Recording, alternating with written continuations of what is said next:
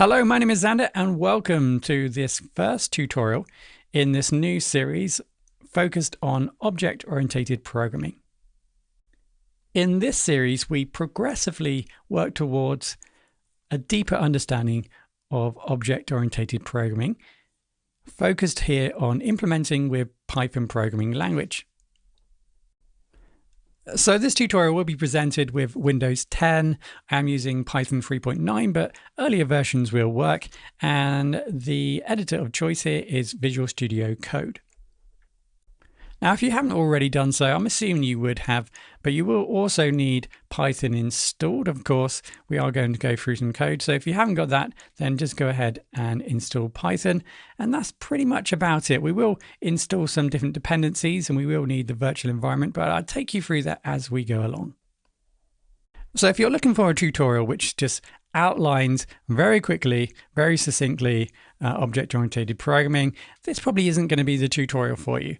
Okay, so I do want to go through this step by step. In this tutorial, I want to give you the basic principles of object-oriented design and development.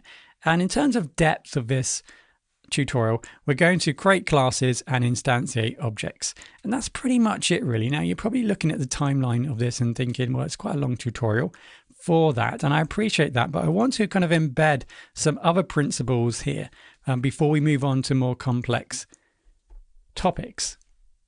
By the end of this tutorial, you will be able to create classes and instantiate objects. I also want to show you and give you an idea of how to inspect classes and start to use documentations so that we can better record and document our classes as we start to build our application. In addition to that, I also want to introduce you to the idea of type hints, if you don't already have a general understanding of what that is. And then in addition to that, I also want to give you kind of a wider perspective here, a wider picture of object-oriented design and development, and give you the basic understanding and tools to help you start designing and actually kind of building a diagram so you can start to plan your application before you then implement it with object-oriented programming. So let's start by demystifying programming paradigms. So this is a word you'll commonly see or read in different documentation associated to object-oriented programming. Simply put, let's think of a paradigm as a way of doing something. So in this case, we're building a program using object-oriented approach. If you are new to development, it's well worth reading through some of the other programming paradigms to get a general idea of the different approaches to building software. So I wouldn't normally recommend Wikipedia, but however, this time on the comparison of programming paradigms, this gives you kind of a really good base for you to now go off and explore different options. There's a nice table here of different paradigms. And this is something that is well worth, like I said, learning a little bit more about. It can feel a little bit fuzzy when you start to read through some of this, but over time, you'll get the general idea. And I think this is really kind of powerful, particularly potentially if you're looking for programming jobs, you're starting off in your career, you're going for jobs, you're bound to be asked questions about definitely object-oriented programming in most cases. What you will find reading through these different programming paradigms is you'll see an overlap of features from other paradigms utilized in different approaches here. So although we are focused on object-oriented programming, we will typically use features found in other paradigms. Because there is such a selection of approaches, one question you might have is, well, why would we want to use object-oriented programming over procedural programming or functional programming? And that's quite a big question, at least to begin with. And I think to answer that question, you need to know a little bit more about object-oriented programming to fully kind of understand the benefits of object-oriented programming. So I always recommend that you spend a little bit of time first understanding, going through the basics of object-oriented programming before you start tackling that question.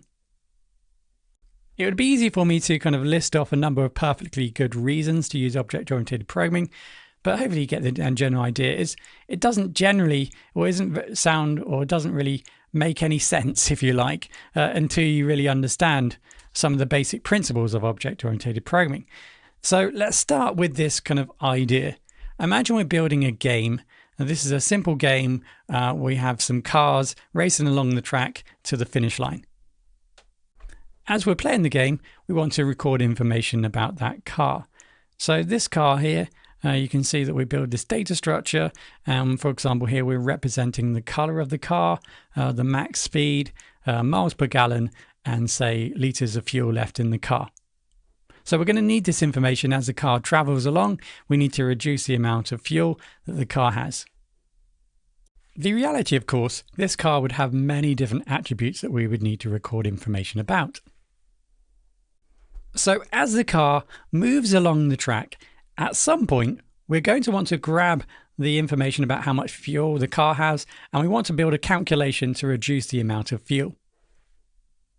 So a potential problem we have here, and imagine we have many more attributes, is that it's very hard to determine from this type of data structure what this data actually represents.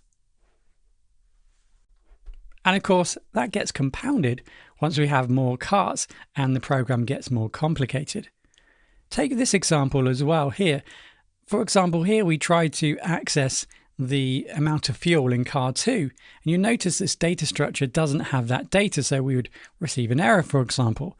So the reason why that is because car 2 is an electric car. Ultimately, as the system gets more complex, it can be difficult to manage the data. So by the end of this tutorial, you will see how object-oriented programming is a good way to make this type of code more manageable and more maintainable. So let's now explore the object in object-oriented programming. Object-oriented programming. This is a method of structuring a program by essentially bundling related properties or data and behaviors into individual objects. And let's think of an object in object-oriented programming as an abstract data type that we create in our program. So let's rewind a second. So an object is a collection of data or related properties. So let's have a look at the properties of a car here. So what we're doing here now is essentially object-oriented programming. We're putting everything into an object. We're thinking of everything as an object. So here we've got this car object, and this car object has a collection of data or related properties. So max speed, miles per gallon, liters of fuel. In addition to that, this object, this car object, has behaviors.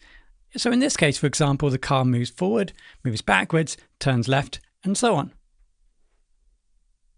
So going back to our idea of building a game with lots of cars racing each other, whenever now in the program we want to access anything to do with the car, that will be all nicely packaged here, encapsulated into this car object.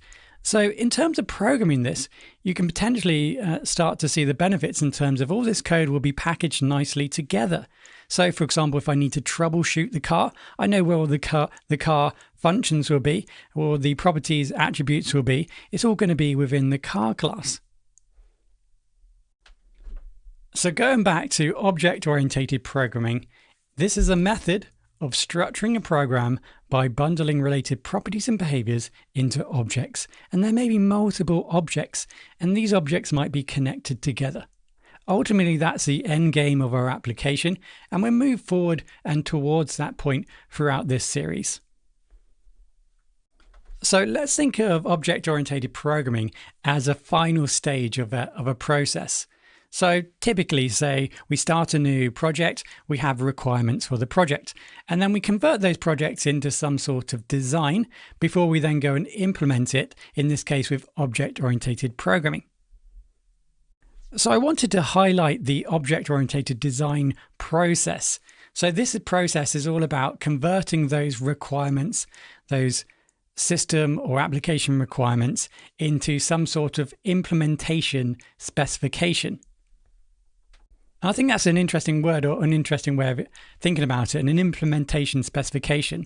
So for the object-oriented design phase, this is a phase where we design all of our, or define and design all of our classes, their methods and attributes, so that we then develop ultimately an implementation specification, and that specification then can be passed over to a developer using object-oriented programming, then go and finalize and develop the application.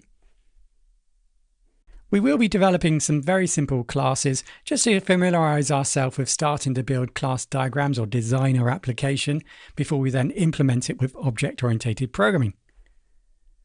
This program is Lucid Chart. It's an online tool. You can go ahead and sign up for free and build up to 3 diagrams. You can see from this is just a template UML class diagram. You can see the dynamics of this already. We have classes here, we have their attributes defined and then methods, as well as some other different elements which we'll explain as we go through. Let's just finish up by explaining what a class is, and then we'll move over to the code. So let's see if I can paint a picture here, a class. So a class is an abstract blueprint used to create more specifically concrete objects.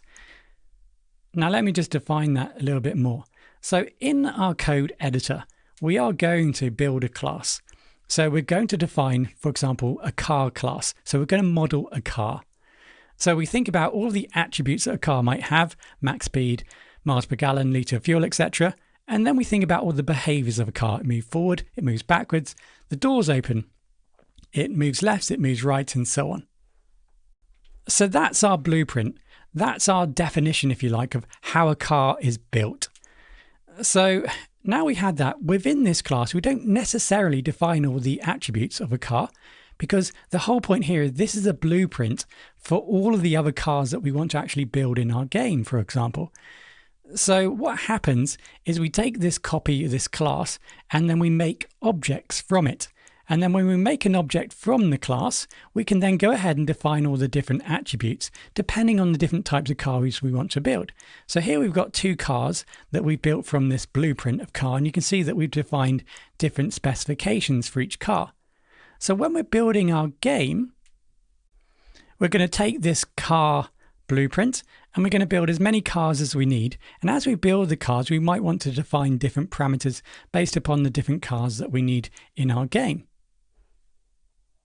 So let's get building some classes. Right, so head over to Visual Studio Code. Like I said previously, you need to have Python installed. I'm going to make the assumption that you've already done that. So let's go ahead and start a new project file and then open folder. So I have a folder here called examples. I just use that and select that folder. Yeah, we trust that. So we are going to be installing some other modules. So I am going to build a virtual environment. So if you're not familiar with this, I'm just going to take you through this process. If you are, just go ahead and I'll meet you in the next section. So just drag up here if you're not familiar with the terminal. If you can't drag up, press Control and apostrophe, and then that brings up the terminal.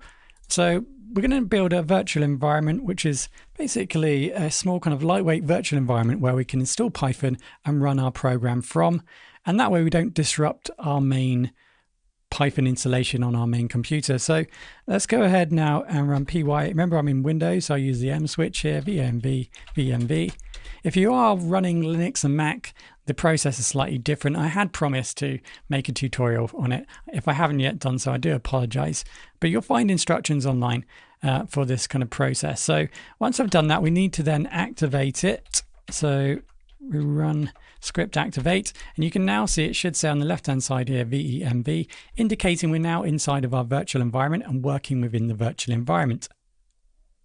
So like I said, what's happened here essentially is we've built a new lightweight virtual environment, so a box which now has Python installed into it, a new version of Python installed into it, and we can now play around in this box without worrying about messing up any configuration or installing things in our main Python installation.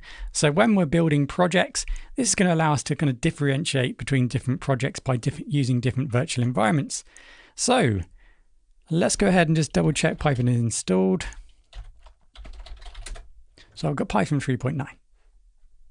So let's just go through a few rules here with classes. So all class definitions start with the class keyword. So we need class, and then that's followed by the name of the class and then a colon. So here we're using indentation like we did with functions to delimit the classes. So essentially what that means is that in order for our code to be associated to the class, we're basically just going to indent it so to define the fact that that code is part of the class. So we're just delimiting the class through indentation like you've probably been doing already in Python. So in terms of naming conventions, just head over to PEP8. If you haven't already seen PEP8, PEP8 is the style guidelines for Python.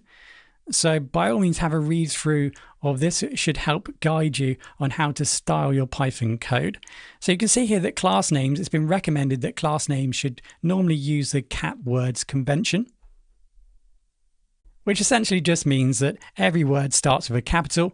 And in addition to that, the name of the class must start with a letter or an underscore. So just be careful not to start your class off initially with an underscore, because in Python that could mean something slightly different. So it just changes what type of class or the visibility of the class. So stick with capital letters for now. So let's build a new class. So we're going to use the class keyword, and then using a capital, we're going to make a new class called car, then the colon. So we can just document this. So this represents a car. So we can use the doubles or singles 3 times for that. And then we're just going to pass for now. The pass is just a placeholder here so that we can actually run the class. Okay, apologies, we don't run the class, but let's move on. And we're going to now run this module here. So we're going to type in pi and then the I flag. So that's going to take us into interactive mode. So that's going to open up the shell. And then we just need the name of the file, which is ex.py. Okay, so if we run this, nothing's going to happen, but we're dropped into the shell. And the reason why that is because I want to show you how you can inspect classes. So at the moment, we've got this doc string here. And this is just a simple overview of what this class represents. So as we build this class up, we're going to add more attributes and methods. But let's just go in and type help. And then what we can now do is just define the class. So we need to use the capital, case sensitive. And now you can see we now have some more documentation about our class. Now imagine scaling up this system and we just want to quickly find out about a specific class. Here we can find out information about specific attributes and methods. So now we're going to go through that process of using this blueprint to create a new object from the class. So this is called instantiating an object. So creating an instance of a class. So to create an instance of our object, let's just get out of the shell. So we just type in exit. Let's go ahead and make a new instance. So let's call this car. So car1 equals. And then like a function, we call the class. In this case, it's car. And then what we can do is go ahead, let's just print this out. So car1. So I'm just pressing up here and I'm just going back to the previous command and then running command. So here we've created a new object from our class. We've got the pointer to the object car1. And you can see that we're storing it by printing out. You can see that we're storing it. We're showing the storage location or the memory address. So that doesn't really give us too much information, to be honest. There's not much we can do with that other than see the fact we've made a new car object. So if we go ahead, for example, and let's make a new car object from our blueprint and then run this again, but we'll print out, well, let's just go ahead and print out both. You can now see that we do have 2 objects because you can see that the memory address is different on both. So that means that we've created now 2 objects from our class here, our blueprint. So it's really just pointing out the fact that these 2 objects are different. So for example, we could also just say car1 is car2. So that should return print car1 is car2. Let's print that out. So car1 is not defined. Of course it's not defined. Sorry. Let's go back. I've deleted the code. So we've created our objects. So we go ahead again and we try that out and you can see here it returns false. So they are not the same. we have two objects. So now we've learned how to create a class and then instantiate the class, create an instance of a class. Let's move now over to attributes. Like we saw in the example before, we want to store information about the car. So let's first of all have a look at dynamic attributes. So simply put, a dynamic attribute in Python, this is a terminology for attributes that are defined at runtime, so after creating the object or instance. So going back to our example here, let's go ahead and now create our new instance of cars. Let's just stick to one car. Okay, so let's go ahead now. Now we've created our car instance, let's go ahead and go into our car1, and we're going to use a dot notation. So let's say just x, like the variable name if you like, and then that just equals 10, so an integer 10. Okay, so now what we can do is we can then go into the car object and we can now access that new attribute. So just by referring to x here, and then we run that and you can see that we've returned the number. So next up is the class attribute. So defining this, a class attribute in Python is a variable that belongs to the class rather than a particular object, for example. So here we're going to define a variable on the class. So this needs to be something that is potentially static. So anytime we make an instance of this car, this variable would be relevant to that instance. So I can't think of a good example. So it's going to be placed here in the class. So let's just call this smell equals good. So every time we build a new instantiate from this class here, it means that that's now going to be available. The variable is going to be available to access in our new instances. So let's go ahead and just access this. So I've gone ahead and built two instances of our class, car1 and car2. So let's go ahead now and see if we can access from car1 the smell. So we use the dot notation again. Let's call that smell and then go ahead and run it. You can see now we can access good. So the smell is good. And then we can do the same thing for 2. This instance should have the same variable. And there we go. So hopefully that first statement now makes sense. So a class attribute is a variable that belongs to the class. So this is associated to car in this case. This is something that is the same on every single car. Although this is just an example, I can't think of a concrete example, but hopefully you get the idea. So this belongs to the class rather than the instance or the object. So it's not specific to the instance. That's what we're saying, is specific to the class, the car class. So let's now go ahead and have a look at an instance attribute. And hopefully at this point, with a bit of intuitive thinking, maybe you've already got an idea of what this is. So this is going to be a specific attribute that when we instantiate the class, this instant attribute is going to be dedicated to that new instance. So whereas the class attribute is going to be kind of static every time we instantiate that class, an instance attribute is something that we can define specific to that object that we're going to build.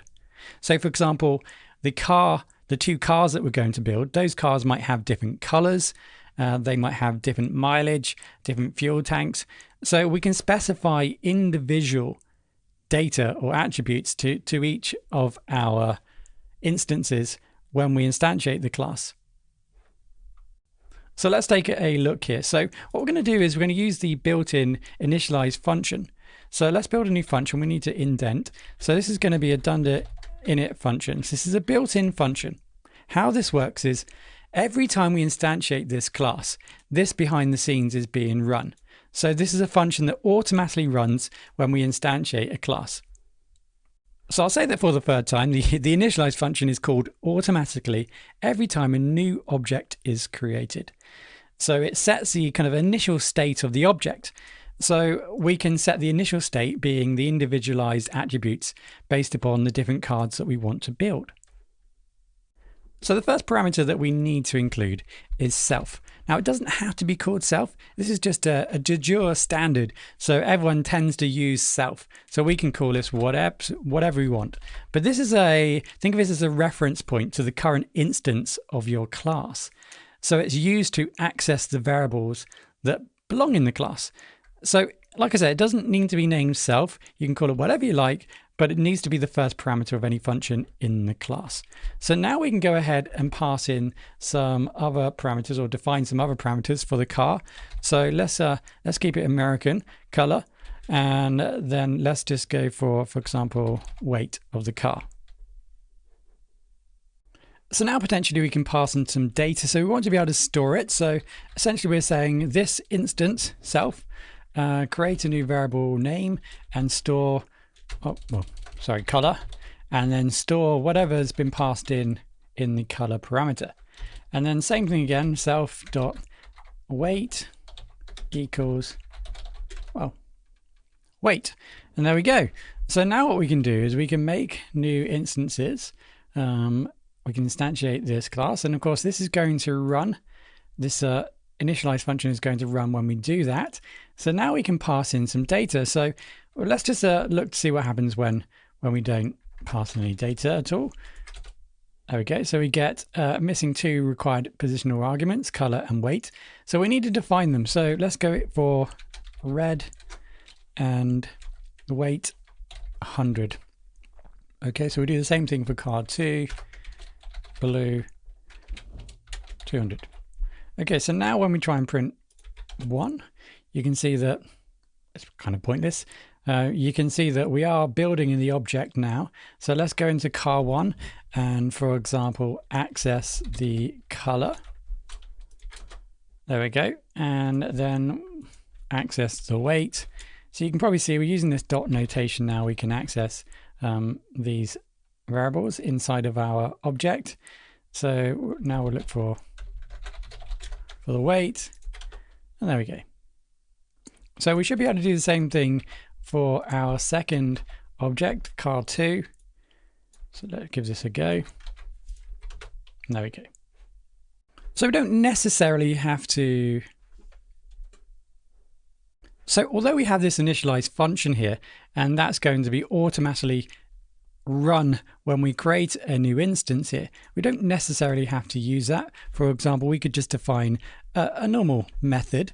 So here we're going to call it method, but a function. So let's just call this info about the car. So in that respects, let's go ahead and just run the file again. So it says car takes no arguments. So we're trying to pass in arguments now, but because this isn't the initialize function, it's not expecting there to be any arguments passed in. So let's try that again. So car object has no attribute color. Okay, let's just get rid of this for now, and the weight. Okay. Apologies. Right, so let's go ahead and do that again. So now we're just returning the memory address of car 1. So let's just focus on car 1. So what we can now do, for example, is we can now pass in parameters for this function. So how are we going to do that? Well, let's get the car instance, car 1. So that's our instance, our object. And let's go ahead now and using again the dot notation, we can say car1.info, and then all we need to do then is just pass in. So in this case, it even tells us what we need to pass in, the color and the weight here. So let's go for red and 100 again. Okay, so now we can access this like we have been doing. So through car1 dot, and then this time color and car1 dot weight. We'll run this again, and there we go. So although not the best example, we now can see that our class has attributes here, and it also has a method. In this case, it's not the best example. It just says info. This really needs to be something. So for example, this could be drive forward. So we pass in all the details potentially of that, and it drives forward. So the methods. So the actual operations of a car in this case. So we're trying to model, remember, here in our class, or define the attributes of a class. So the smell, number of wheels, how many engines it has, how many doors it has, and so on. And then the actual functionality of the car. So drive forward, drive backwards, and so on. So these are going to be all the different methods that we would generate. So let's now move over to Lucid Chart. So if you haven't already and you want to, this is an optional step, go ahead and sign up and then log in and create a new blank diagram. Like I said, if you do want to skip this step, no problem, just skip to the next section. But what we're going to do now is just think a little bit about designing our classes utilizing UML. So a formal definition of Unified Modelling Language, UML, is a general purpose developmental modeling language in the field of software engineering that is intended to provide a kind of standard way to visualize the design of a system. So there are many different UML diagram types, structural and behavioral diagrams. So here we're going to be focusing on a class diagram. So here in Lucid Chart, we have some shapes on the left-hand side. We can bring in some new shapes. So if you just type in UML class diagram in the search here, and then we can pin this to our shapes. So we can close that now. You can see now we have the new UML class diagram shapes. So I think we already know what's going to be included in our diagram. We have attributes and operations or methods that we're going to run on that class. So this is really simple, and you can see the template already how this is going to work. So let's go ahead and just model our car class that we started. So I'm just going to call this UML. So at the top here, we simply just name the class. On the left-hand side here, we're defining whether the attribute is public, private, or protected. So we're not going to cover that in this tutorial, but for example, it allows us to encapsulate data within a class and hide it away. So there might be data we don't want other classes to access from this class, for example. So we can make it private. So that attribute, that data can only be seen within this class, for example. So if we're going to build a banking app, for example, and we're connecting our classes together, we're building a structure of classes, we wouldn't necessarily want that data to be accessible by other parts of the system. So we could make some of these attributes private. So plus simply means public attributes. So we're going to just be focusing on public attributes for now. So everything's going to be plus. So you can see here we have the attribute name, and then we have the type of data. So if you're not too sure about different types of data at this point, just go ahead to, for example, something like this, W3 schools, Python data types. So you can see there's a whole list here of different built-in data types. And then finally, to finish this off, we can also define a default value, but we're going to ignore that for now. So let's go ahead now and just build, well, let's just go back to our code. So here we have, let's just call this info for now. So we've got color and weight. So here we have a static variable, or sorry, a class attribute, static variable, a class attribute, that's going to be smell. So let's go back into our diagram. So this is going to be a public attribute, smell, and then the type here is going to be, oh, it's going to be a string. So if you're not too sure, just go back here, text type, string. Okay, so next up, we now need to think about our operation. So we have one operation that we're trying to model here. That's just called info. Again, this isn't a very concrete example, but just to really get used to the idea of utilizing this UML diagram. So here, for example, this is going to be called info, and it takes in a number of different parameters.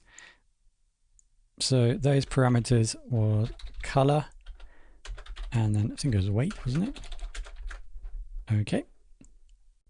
So here there's a few options, and we can build upon this. So for example, here we can define in, so meaning that color is inputted, and we can also then define what's outputted as well. So we can say in color, and then we can also then define the type. So color is going to be a string, And then we can do the same thing for weight. So in weight, and then that's going to be, for example, an integer. So there really is a varying amount of information you might see in different diagrams. And depending on perspective, we can build different types of UML diagrams based upon how much information you want to include. So if we have a look here, for example, this is just a simple class. So here we could say this is just a kind of conceptual diagram. Once we kind of connect everything together, obviously we're not just going to build one class. Eventually we'll be connecting classes together and having a look at relationships. But for now, we'll just focus on one class at a time. So here we just have a conceptual class. So here, more so, this is more kind of an implementation. So here we have all the information that's required to implement. So it might be that we just build what might be known as like a specification. So there wouldn't be so much, as much information as this. So again, the diagram can be interpreted from various different perspectives. So let's go ahead and just finish this off. So here we have the default value, which is good. So for example, in an example I showed you earlier, we had the initialize function here. So what if we wanted to change this, for example, and we wanted to use a kind of initialize function? So let's just copy this very quickly. How would we model this? So let's just take in, for example, hit speed. So we're just going to say self speed equals speed. So here we have the initialization or initialize function. So this is going to be required when we create a new instance. So we're going to need to define this. So speed being, in this case, say 100. Okay, so let's go back into here. So what we'd probably need to do here, there are many different ways in actual fact, but what we can do here is we can just say the name of the attribute, which is speed, and then that needs to be an integer, and that then equals, well, we don't need to include that. So this is potentially then indicating that we need to pass that in when we instantiate this class. Hopefully at this point you've got a general sense now of how to build a very simple class, develop some attributes, whether they be class attributes or instance attributes. And then on the right hand side here, hopefully you've got the general principle now of a UML class diagram and how that then relates back to going from a design to an implementation. So let's go ahead now and build another example. This time again car, but we utilize some more realistic attributes and behaviors. So I've gone ahead and I've modeled the car in Lucid here. So we have our attributes and we have our methods down here, or behaviors. So the car will need a function or method which will drive the car, and then another method to stop the car. We need to calculate the fuel. So we need to take in the distance, and that's going to be an integer. And then we're going to add fuel to the car. So that's going to be, we're going to take in the amount of fuel we want to add, and then that's also going to be an integer. So let's go back to the game idea that we started the tutorial with. We want to build a class now, and we'll try and model this class in a little bit more realistic way. So you can see that I've gone ahead already and I've built a design. I've built a blueprint here, a class using the UML class diagram tools. You can see we have a car. It's going to take in make, model, year, max speed. It's going to have a fuel level initialized with 0 and a fuel capacity of 100. And then we're going to have 3 behaviors here, or methods. So drive car, calculate fuel, and add fuel. So let's go ahead and just code this out. So we start off with the class. We add some doc strings there just to explain that this class represents a blueprint for a car. Okay, so then we start with our initialize function here. So we're going to take in, don't forget self needs to be the first parameter here. So we take in make, model, year, max speed. Make, model, year, max speed. Okay, so we're not taking in fuel level or capacity. So they're going to be placed inside the initialized function here, but they're going to have kind of these static numbers. So self make, model, self.year, and then max speed. And then we go ahead and have fuel level, and fuel capacity. And now we go ahead and start to model some of these behaviors here. So drive car, very simply, we have a doc string here, control car movement. So we're not going to put too much in here other than we're just going to print the car is now moving. So then we need the next method here, calculate the fuel. So calculate the current fuel based upon the distance traveled. So again, we're just going to print. In this case, you can see that we're going to get the fuel level. We're just going to print the fuel level. And then finally, add fuel. So here we're going to take in the amount. So previously we took in distance, I didn't mention that. So here we're going to get the amount. We're going to take in the amount that we want to add fuel. And then we're just going to make a very simple calculation here. So fuel level, get the current fuel level. Then we're going to add the amount of fuel that we want to add. Then we just go ahead and create a very kind of conditional statement here. So fuel level, if the fuel level is more than the fuel capacity that once we've added some fuel, then we're just going to print fuel capacity reached. Else if the fuel level is less than or equal to the fuel capacity after we've added some fuel, we're just going to print out fuel added. So then finally we'll go ahead and we'll just instantiate the class here. So we'll pass in the make, model, year, and max speed. So let's go ahead and try this out now. So what we're going to do is we're going to run this file, and then we're going to drop into our shell. So I'm using the iSwitch here. So we'll run this file. Okay, so now we have that loaded. So we have the instance now loaded. So we can play with this instance now. So we can say, for example, car1, dot, and then add fuel. So using the dot notation again, add fuel. So then we can specify how much fuel we want to add. So let's add 110. Now we know that that should then return fuel capacity reached. So let's give that a go. So fuel capacity reached. So let's go ahead and, for example, try that again. Let's just add 10. And there we go, fuel added. And then finally, just let's go ahead and just drive this car. So car1, let's go for a drive. And you can see that we have a problem here. Attribute car object, okay. Car1, no, oh sorry, drive car, sorry, apologies. Drive car, there we go. So now the car is moving. So what if we wanted, for example, to return just general information about the car? So here we have the done_stir method, and this will return the string representation of the object. Okay, so let's see how this works. So let's go ahead here, for example, let's create a new function here. So we're going to use the done_stir built-in method. We're going to need to pass in self as per normal. And let's go ahead now and let's just return. So let's just return, for example, the car information, right? So let's go for self.make and then self.model and then finally self.year.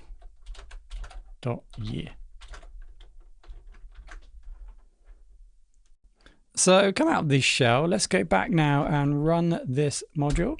And now let's go ahead and run print and then define the reference point to our object. And let's run that. And you can see now we have returned, as we specified here in the done_stir function, the make, model, and year. So this is kind of known as the string representation of the object, but you can see what's happening here. We're using this built-in function to essentially just return a default string when we call our object. So we're going to finish off here talking a little bit about type hints. I will follow this up with a much larger tutorial, but I wanted to introduce this to you while I have your attention. So it's well worth reading through PEP 484 type hints. If you haven't already done so, there are some other PEPs as well to read through and it will direct you to them. So Python 3 supports an annotation syntax for function declarations. as well as using annotations in other places in your code. But we're going to focus on function, or in this case, method declarations or annotation. So this annotation that we can add to our functions aids code consistency, and we'll see that straight away once we start utilizing it. And what we can do is we can add some tools, and through the testing stages we can use this tool to further test our code through the annotations that we've included in our code. So let's go back to our example here. We have our blueprint here. We can see the different types of data types, that we specified here to the different parameters. So let's go ahead and now utilize this information to further our functions here, or our methods. So we're going to say make, and then we just define the data type. So in this case, it's going to be string, and then we can do this for each one. So string. So this is the annotation that we're adding. We're just furthering the readability of our code. So let's just finish this off. We've got an integer here, and then the speed is going to be an integer. Okay, so in addition to that, what we can also do, which isn't probably not a very good example here, so let's just go ahead and change this code slightly. Let's go for a return, and then we'll just return this instead of print, so we get a general idea what's going on here. So in addition to making annotations here to the parameters, we can also then define the outcome, or the return. So in this case, I've got a return here, which is going to be a string. So I can go ahead and define that. So before the colon, I'm going to just define that. So the return is going to be a string in this case. So now we can continue with all the functions. So for example, here we don't have return, so we can just literally just specify none. So here we have a return of a string. So let's just code that out. So we have string, and this function here we have a string. So this time the distance. So I'll just go ahead and finish this off. So this is going to be an integer, and then we're going to make this into return. So it's going to be a string. So let's just turn that into return. Okay, and then again for the amount, integer, and then this is going to return a string.